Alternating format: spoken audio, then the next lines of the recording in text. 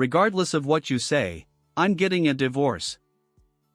The luggage was sent yesterday, so it should arrive today or tomorrow. I'll be living with my affair partner. Is 5 cents sufficient as compensation? Affair partner. Does that mean you were cheating? That's what I'm saying. So please leave. Well, I'm okay with it, but Huh? the luggage my husband sent to our home keeps arriving. Most of it consists of young women's clothing, accessories, and fashion-related items. There are even some branded bags. Presumably, my husband purchased these items. My name is Mia.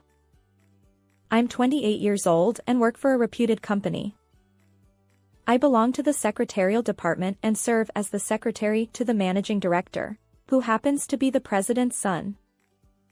Every day, I diligently handle my work.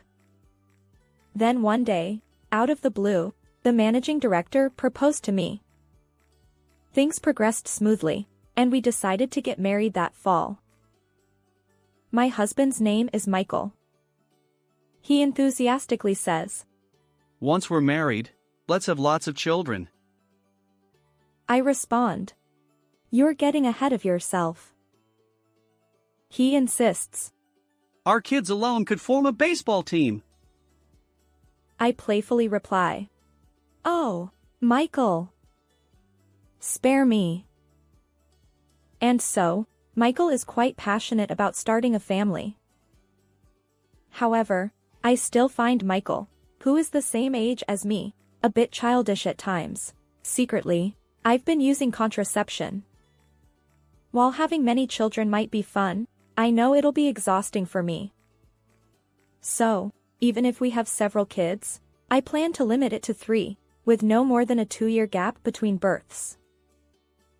Michael has been unusually swift in his promotion to the senior managing director since our marriage, and there are high expectations within the company that he might become the next president. The company where I used to work had Michael's father as the president at that time. My father-in-law is truly a wonderful person, and now he has become the chairman. When Michael was the managing director, I also had interactions with him as I worked in the secretary's department. Since you left your position as a secretary, our secretarial office has been short-staffed. We're in a bind. Well, Dad, anyone can handle my job. That's true. Well, I'm delighted that you married my son. It's a significant loss for the company. Flattery won't change anything, Dad. However, my father-in-law's words seem to hold some truth, as the secretarial department is always bustling. The new secretary who replaced me after I resigned is a young woman with a seemingly sole talent for being cute. I heard this from my father-in-law. Hey, is your new secretary doing well? Oh, she's doing her best in her own way. It's a work in progress. I also subtly asked my husband out of curiosity, and he seems to be watching over her warmly. Well, Michael is kind to me, and it seems stress-free, so maybe it's fine. Or so I thought, but Michael's workload has increased significantly since his promotion, and he's gradually become more harsh with me. It's likely due to the added responsibilities, and perhaps this is where my efforts truly matter. After all, as a wife who entered into marriage, supporting my husband is my role. I had put thoughts of having a baby on hold. On that day, Michael seemed a bit moody. Listen, I won't need a packed lunch from now on. Huh? Why? The senior managing director finds it embarrassing to have a packed lunch. I'll be eating out with colleagues from now on. I see. Understood. What's the problem? Worried about lunch expenses? I never said that. Anyway, that's how it is. You don't need to make lunch anymore. His words felt somewhat disheartening. I had been doing my best, considering nutritional balance for Michael. But I suppose he has his own social obligations. So, starting the next day, I stopped making packed lunches. And then, he started finding fault with me for other things. The cleaning wasn't up to par, there were wrinkles in the laundry, and still no children. I believe I've been thorough with both cleaning and laundry, but it seems not to have reached him. I often wondered what could be the cause of Michael's irritation, but no matter how much I thought, I couldn't pinpoint anything. Perhaps there's something I'm not aware of. Days of inner turmoil continued. I even consulted my mother-in-law. Like my father-in-law, she treats me well. So, what's the consultation about? Is something wrong? Well, Michael seems a bit off lately, and I can't figure out why. I see. Perhaps I was too lenient in raising him. I apologize. He can be quite selfish.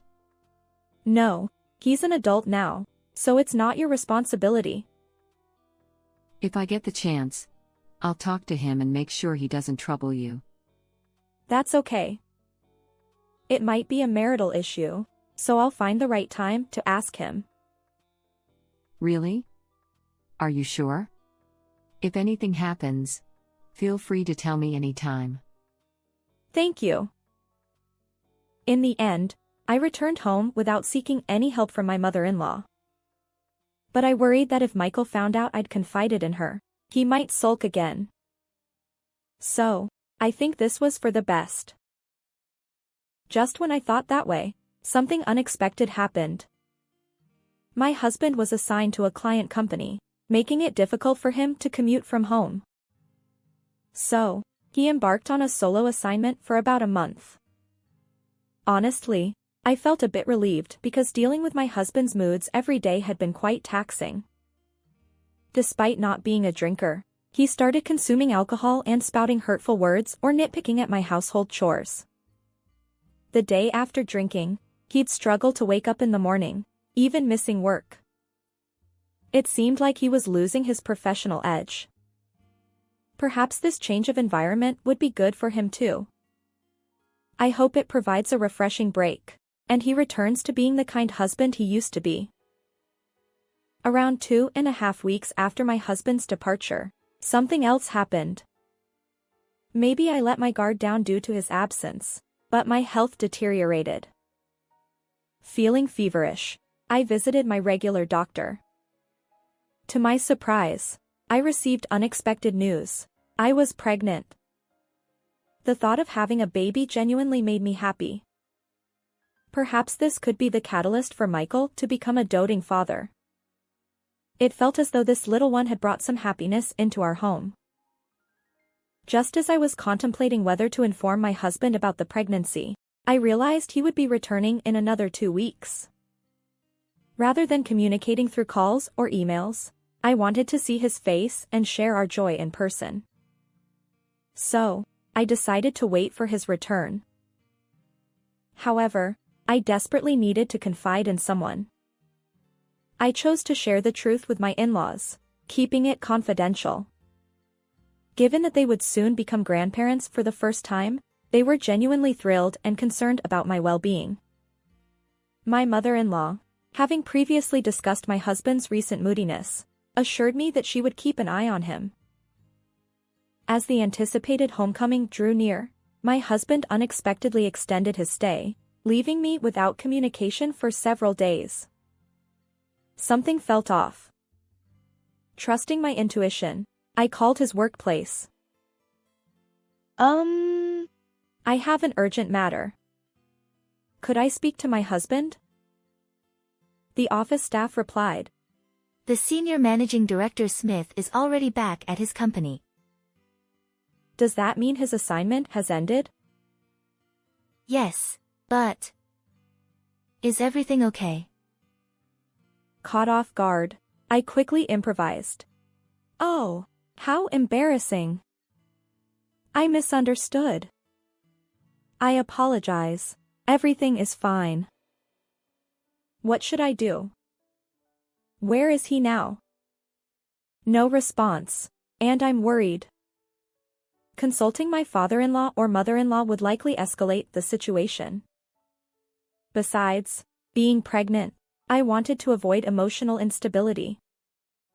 So, I decided to try contacting my husband's cell phone once more. To my surprise, after days of silence, he suddenly called the next day. Startled, I answered the phone promptly. Michael? Where are you right now? Anywhere is fine. I called because you contacted me. Anywhere is not fine. What on earth is happening? I want a divorce. What? I was left speechless by the unexpected divorce announcement. And then my husband added more surprising words. Regardless of what you say, I'm getting a divorce. The luggage was sent yesterday, so it should arrive today or tomorrow. I'll be living with my affair partner. Is 5 cents sufficient as compensation? Affair partner. Does that mean you were cheating? That's what I'm saying. So please leave. Each word felt like a blow to my heart, and tears welled up. My husband conveyed only what was necessary and abruptly hung up the phone. I immediately tried calling back, but it seemed he had disconnected. I am filled with a mix of frustration and sorrow.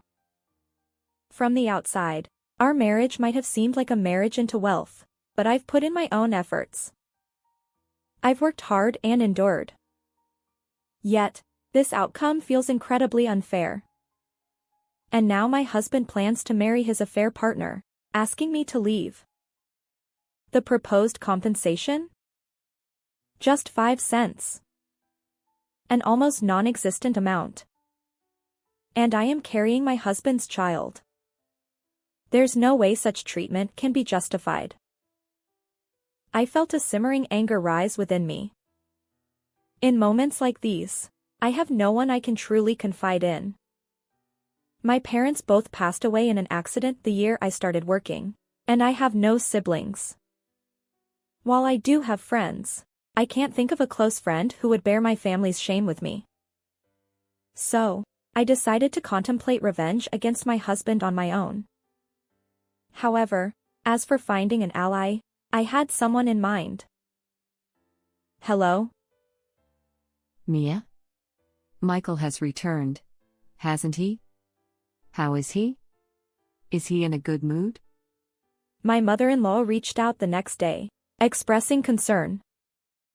It seemed that my husband hadn't informed his parents about the situation. Perhaps he was too preoccupied with his new love interest. Mom. I hesitated. What's wrong? Did something happen? Did he do something? Despite feeling uneasy, I decided to confide in my in-laws about everything. The hurtful words and snide remarks I've endured. His view of me solely as a childbearing entity.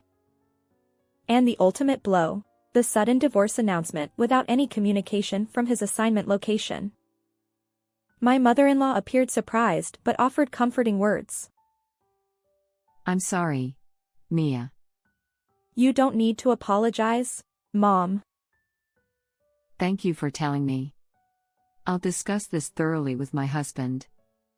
But if you do that, Michael's position at work. What does that matter? After treating you so poorly? My tears welled up in response to my mother-in-law's kindness. As I sobbed into the phone, she gently reassured me. Mia, your well-being is our utmost priority, both for my husband and me. But Michael's parents are yours. Doing something so cruel, whether as a son or a parent, is unacceptable. Mia, please focus on having a healthy, happy baby. But knowingly having a child while going through a divorce. Trust us on this. Lean on us. It seemed my mother-in-law had a plan. Given that I had no one else to turn to practically, I decided to follow her advice. The packages my husband sent to our home kept arriving. Most of them contained young women's clothing, accessories, and fashion-related items. There were even branded bags. Presumably, my husband had purchased these items. The influx of packages made our home feel cramped. Curious about the situation, my mother-in-law visited and was surprised. Despite my initial reluctance to rely on my in-laws without informing my husband, I decided that since I was pregnant and would only stay briefly, it was acceptable to seek their help. According to what I heard from my in-laws, my husband hasn't contacted them or shown up at work. He's apparently using up his paid leave days. My father-in-law is furious that his son isn't communicating. As a professional and as a human being, he's a disgrace. Dad, please don't scold him without hearing the whole story. But what he's doing isn't morally acceptable. That's true. I never thought he'd be like this. And so, I decided to put into action the secret plan my in-laws had shared with me. One day, I contacted my husband, saying I had an important matter to discuss about the divorce. Falling right into the trap, he called me back with a blocked number. Well, have you submitted the divorce papers I sent? Not yet. Then what's this important matter? Will you agree to the divorce? If you accept certain conditions. What's with the high and mighty attitude? Are you saying you can't survive without my income? And we agreed on 5 cents for alimony, right? We never made such an agreement. There's no written confirmation. Mom? Why? Your dad is here too. Should I switch the call? I had the phone on speaker. The conversation was an open book to my in-laws. My father-in-law finally spoke up. I got you fired from your job. And that secretary, Sophia, too. Wait a minute, Dad! You can't just spring this on me. Mia had something even worse suddenly dropped on her. This is nothing. You don't have to go that far. I'm wondering what I should do from now on. Think about Mia. She's been through worse. Despite feeling embarrassed by my husband's confusion, I interjected. I won't give you a single cent. Well, is that acceptable? I'm fine, but... Huh? I'm pregnant. I never heard about that. But there was no right moment to tell you. But you won't get any alimony. That's because there's no record of it. If we fight, I'll win. No, I didn't know. You never gave me a chance to tell you. I knew about my pregnancy during your assignment. This is... You're already jobless. And that's not all. You'll pay Mia and the child proper alimony and child support. Your severance pay is a drop in the bucket, but you'll figure out the rest. Dad, I messed up. I'll break up with Sophia and take care of Mia and the child. Just don't fire me. It's too late. I'm disappointed in you.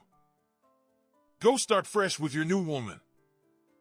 Mia will stay with us for a while. If you want to come back, you can. Stay with you? Mia? Mia has nowhere else to go. Besides, she's been treated horribly by her own husband. We'll take care of her. Mia won't be comfortable here either. So once you've paid her enough, she can leave.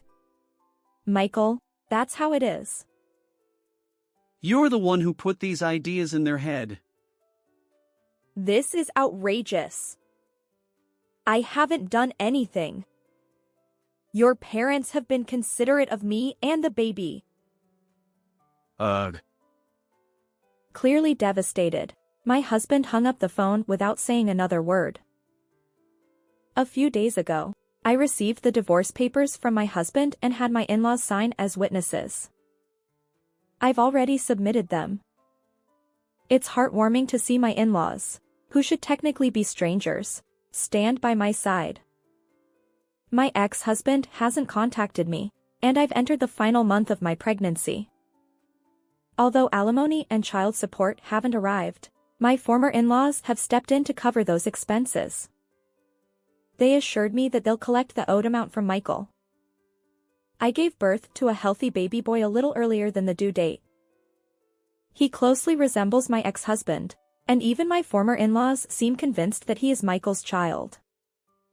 Despite the unconventional circumstances, we've been living this way for 3 years now. Watching our son grow happily day by day brings us immense joy. One day, Michael contacted his parents.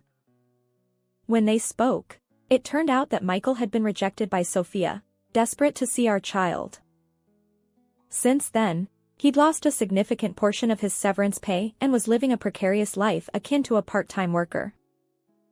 For someone who had grown up in comfort, this lifestyle had become unbearable. Essentially, he was reaching out to his father for financial help. My former father-in-law swiftly shut down Michael, insisting that he repay the money owed to me. However, Michael lacked the courage to face the situation head-on. Eventually, my former father-in-law relented, allowing Michael to return to the company, starting from the bottom, with the condition that he support me. Fast forward 4 years. Michael's child support payments have finally stabilized, but his current job doesn't leave much room for financial flexibility. He works during the day and takes on night shifts. Interestingly, my former in-laws and I have legally adopted each other, making my son their official grandchild. In exchange, they've effectively severed the parent-child relationship with Michael, although it doesn't alter the official records. My parents are overjoyed, and next year, when our son enters first grade, they're enthusiastically choosing school supplies such as shoes, bags, and notebooks. Once our son starts school, I plan to actively seek employment and contribute to society. I can't rely on my parents forever. Besides, I feel more suited to working outside the home than being a stay-at-home mom. While I might still lean on my parents a little, I'm determined to live as a single mother with my son. I will never let my son become like my ex-husband, who was a scoundrel. That's how strongly I feel. How did you find this story?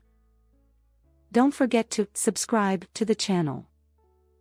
Until next time in our next video. You will give your father's inheritance to my mother as a gift. When I explained to my husband Aaron that my father had passed away, he said that You are being taken care of by my mother, right? Who do you think taught you how to do household chores? Don't you have any gratitude? If you oppose this, we'll get divorced. I had reached my limit. I had never been taught how to do household chores. I was just being exploited. Why did I have to be grateful for that? And I didn't want to live with this man who was just using me and didn't love me. Okay. Let's break up. I said that and left his parents' house. I am Gianna, 28 years old. My father ran a company and I grew up in a wealthy family. I had a comfortable life, but I had one complex. It was that I had never dated a man until I became a college student. I went to girls' schools in middle and high school, so I had no contact with men. That's why I was struggling with the distance between me and men when I became a college student. That's when I met Aaron. He was my senior at my part-time job, and he always covered for me and encouraged me when I made mistakes. He was reliable and smart. I think I fell for him first. My friends pushed me and I confessed to him and he said yes, and I was so happy that I couldn't sleep that night. It was the first time I had a boyfriend, and I was overjoyed to have an older boyfriend. Aaron was really smart on dates and I had a lot of fun with him. 6 months after we started dating, Aaron got a job. I got a job at N Corporation. So, What? Really? That's my dad's company. ha! Your dad? Really? I hadn't told Aaron that my father was the president of the company. I wanted him to see me as myself, not as the president's daughter. He was shocked to find out that my father was the president of the company he worked for. A few days later, he suddenly proposed to me.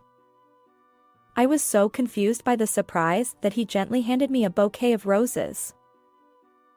I'll make you happy forever. It was like a dream. Of course, I said yes. I introduced him to my parents right away. They looked worried that I was still a student and getting married, but I somehow convinced them and forced the marriage. I'll definitely graduate from college and I won't cause any trouble for you, Dad and Mom. I said that and left the house. Aaron was from a single mother's family and he had no one but her. But when I met her, she was really kind and looked just like Aaron. He was gentle, but also manly and led me. I was sure that marrying Aaron would make me happy. That's what I thought at the time. After we got married, Aaron had no money because he had just started working. I was also working part-time, but it was hard to afford the rent and other expenses, so we started living with his parents. That was the beginning of the nightmare. The first morning of living together, I woke up to a sudden shake of my body. Hey! What time do you think it is? Huh? I looked at the clock and it was 5 a.m. I was planning to get up at 6 and prepare the breakfast, so I was shocked and jumped out of bed. How long are you going to sleep? Until 6. What are you talking about? You're a wife, so you have to get up at 4 and clean the house. 4 o'clock? Of course. What are you saying, you spoiled brat? You have to follow our rules since you came to our house. I woke up to her yelling and got out of bed quickly. I had never gotten up so early before. My mom did the chores for me, but she didn't get up that early either. I thought other families were like that too. I was surprised that Aaron's family got up so early and hurried to the kitchen. You're late today, so hurry up and prepare the meal. You have to make soup and at least 2 side dishes every day. You got that? Oh, yes. I replied without understanding. And I managed to cook everything by 6:30, but from then on, I had to spend every day doing chores. When I came home from college, my mother-in-law was standing in the doorway. Hey, you didn't clean at all today. What were you doing? I'm sorry. I had a college assignment. I don't care about that. You're a wife, so you should prioritize housework. You're so ignorant of the world. Her words pierced my heart. I was trying my best. I got up at 4 every day and cleaned and did laundry all over the house, and prepared breakfast. I went to college, and after I got home, I went shopping and prepared dinner. I took in the laundry and washed the bath. I had no time for myself. All my college friends were having fun, but only me. I felt like giving up, and I talked to Aaron when he came home. I thought he would be on my side, but he said something I never expected. What? Mom is strict because you can't do housework. What? You don't know how ordinary people live, do you? You're lucky. You've lived without doing any housework, right? I envy you. He laughed mockingly and I lost my words. I had been doing housework since I got married. But he didn't appreciate any of my efforts. He didn't do anything himself, and he just drank until late every night. I got more and more dissatisfied. But I didn't want to go back to my parents' house easily, because I had married him against their wishes and left the house. I desperately balanced college and housework. I had no sleep, and I took naps between classes. My friends were worried about the dark circles under my eyes that were getting darker every day. I was at my limit mentally and physically when I was close to graduation. But I managed to graduate from college. I graduated from an art college, so I became a freelance illustrator after I got married. I had some spare time during the day, so I could rest, but I was still much more exhausted than before I got married. And as I got thinner, Aaron stopped coming home. Every day, he came home late at night with the smell of women's perfume. I was shocked at first, but somewhere in my heart I thought I knew it.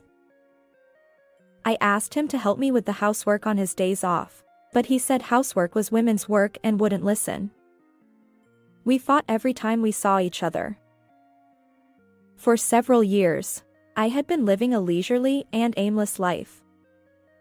Then one day, I received a phone call from my mother. Your father has terminal cancer. The treatment options are limited, and he has only 3 months left. No way! Desperate, I rushed to the hospital where I saw my father looking even more worn out than the last time I'd seen him. Since getting married, I hadn't visited home much, so I had no idea he was deteriorating like this. And then, true to the doctor's prognosis, my father passed away within those 3 months. I was grateful to have been there to say my final goodbye, but the sudden loss left me in tears. Back home, I explained everything to Aaron. My father passed away earlier. His funeral is this weekend. I see. How much inheritance does your father have? Huh? Suddenly, Aaron brought up the topic of inheritance, leaving me dumbfounded. He wore an expression as if discussing the weather. Your father's inheritance. Your mother probably didn't earn much, and most of it belongs to the company, right? So, practically, you'll inherit most of your father's assets. And? The inheritance you receive, give it as a gift to my mother. What are you saying? I raised my voice in shock, and Aaron frowned. You've been dependent on my mother, haven't you? Who do you think taught you household chores? Don't you feel any gratitude? If you go against this, we'll get a divorce. Divorce? Exactly. Well, you're useless anyway.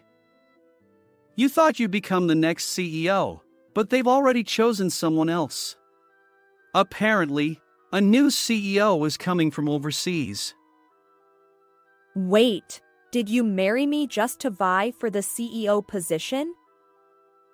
Of course. You're worth nothing else. You won't even take money from your parents without hesitation. Useless, that's what you are. I'd had enough. I'd never received any help with household chores.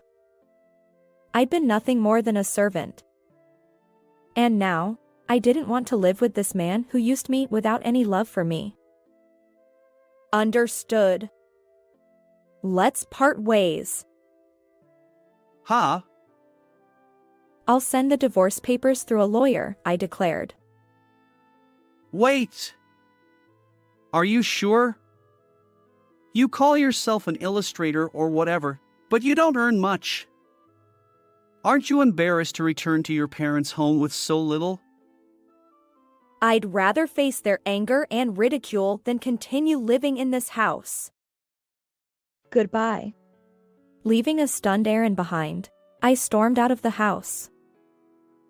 1 month later, I got a phone call from Aaron. Hey! What do you mean by this? What is compensation? He yelled at me in a loud voice and I sighed. What do you mean? You were cheating on me, weren't you? That's not true. There's no proof. There is proof. I hired a detective agency to investigate your affair. You lied about going on business trips and going on vacations with your lover many times, didn't you? That's... Aaron's voice became small and he stuttered. I had asked the detective agency to investigate him when he started coming home with women's perfume on him. They found out that he was dating a specific woman frequently. And he had been with her since before we got married, so he was just using me. I decided to demand a high amount of compensation for his affair. There was evidence from the detective agency, such as photos, so he couldn't deny it. It's not wrong to ask for compensation when you were cheated on, right? But I can't pay it now. Please, just forget about it. I can't do that. Don't say that. I really can't pay it now. He said impatiently. He must be desperate. I knew why he was so desperate to say he couldn't pay. That's because you can't pay, right? You lost your job, didn't you? How do you know that? Because my brother fired you. Your brother? Yes, the new president is my brother.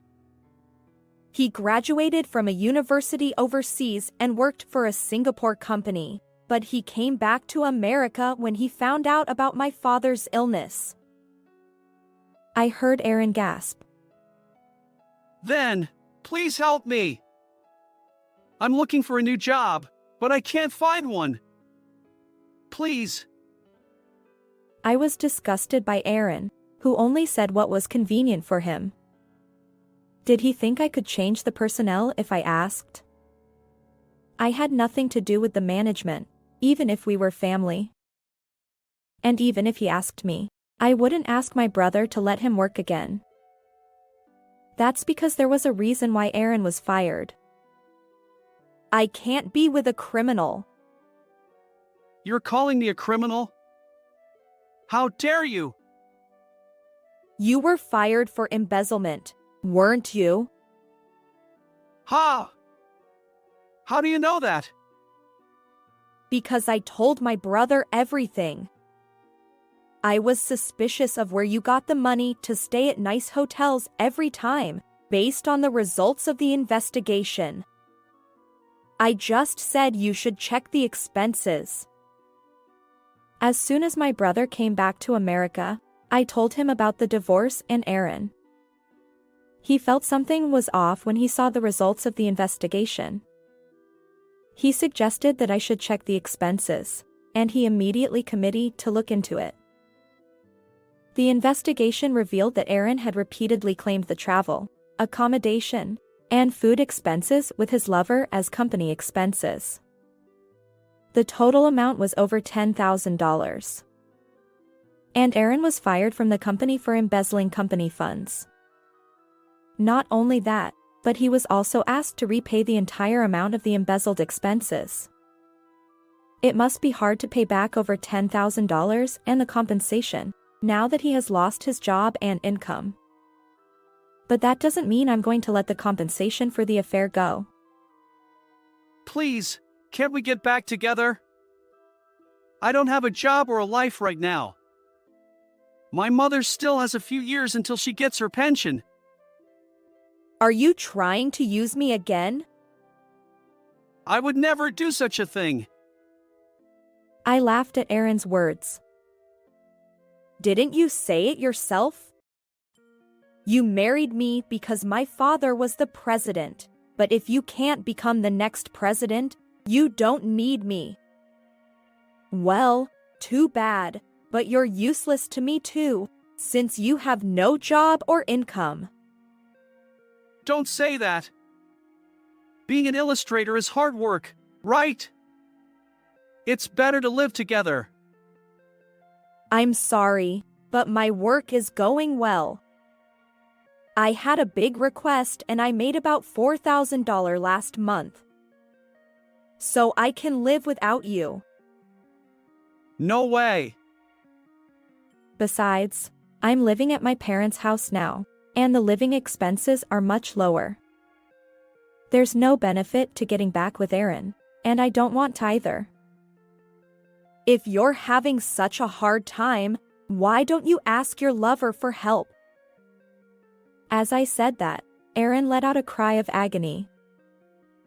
She left me as soon as I lost my job. She said she didn't need a guy with no money. She was a heartless woman. I had nothing but contempt for Aaron, who screamed like a tragic heroine, even though he had said similar things to me. You're the only one I have. Please. Come back to me. Mom is apologizing too. I absolutely hate it. Don't say that. I realized that you were the only one I loved. But you seem to think of me as nothing but the president's daughter. That's not true. I love you. So let's start over again. I was no longer moved by Aaron's words. I had already lost interest in Aaron. I refuse. Goodbye. I said that and hung up the phone. I felt like he was screaming something, but I ignored it all. And I quickly blocked his number. I never wanted to have anything to do with Aaron and his mother again.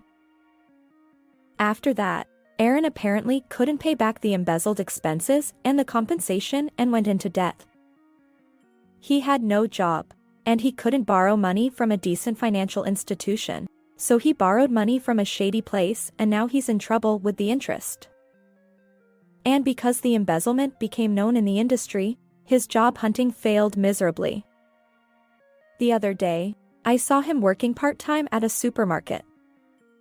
He was living a hard life, paying back his debt and compensation, but it was none of my business. I could only be disgusted by his own actions. I think he should live with the guilt of his crimes from now on. And I gradually became famous as an illustrator, and I was grateful to receive a lot of work. While working on designs for goods and other things, I had a wonderful encounter and started dating a new guy. We live together and he's a kind man who helps me with the chores. I failed at marriage once, but I'm still in my 20s.